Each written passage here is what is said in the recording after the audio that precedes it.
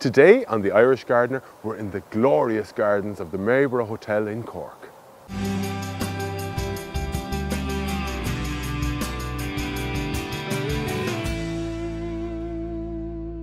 Now the gardens here in the Maryborough really are amazing and gorgeous today in this lovely, lovely sunny weather.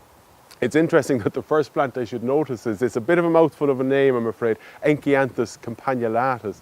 The reason it's noteworthy is because of its age. Look at the maturity, look at the stems.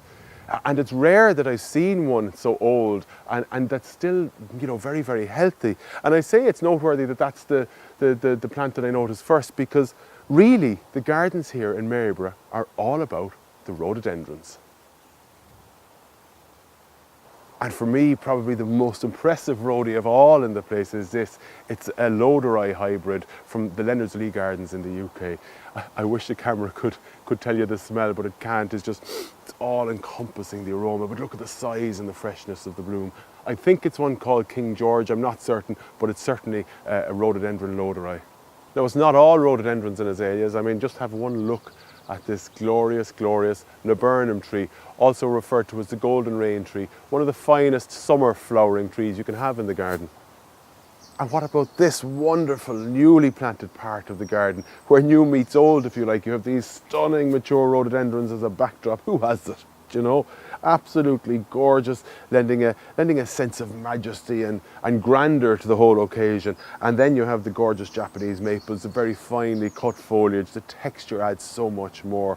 And then you have Japanese azaleas, dwarf evergreen plants, which tie in again perfectly because of the same genus as the rhododendrons. You have the lovely red ones and you have the pink just starting again. And then, of course, like all good planting, it's thinking of all the seasons. These choicea, or Mexican orange blossom, are going to come into their own during the summer. Like the viburnum, it's going to go over, choiceas are going to take over, and then later on again you have the hydrangeas, which are going to do their thing in late summer and autumn. A lovely, lovely little area, bathed in sunlight today. Now, of course, a garden isn't all about just the lovely, lovely flowers. Have a look at this magnificent, and I mean magnificent, bark on the mature eucalyptus here. Look at the height of it.